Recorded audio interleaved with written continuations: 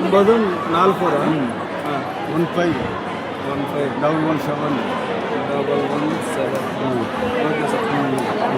Sir చెయ్యా 944 44 11 கொஞ்சம் வெளிச்சுக்கு போங்க நல்ல விஷயம் 15 சாமி ப்ளீஸ் கால் விழக்கூடாது காலை விழக்கூடாது ஆசீர்வாதம் பண்ணுங்க சுவாமி. கோயில் இடமா கோயில தான் விழுகணும். நான் சாதாரண மனிதர், ப்ளீஸ் சாதாரண மனிதன், கைசி கால விழுகாதீங்க.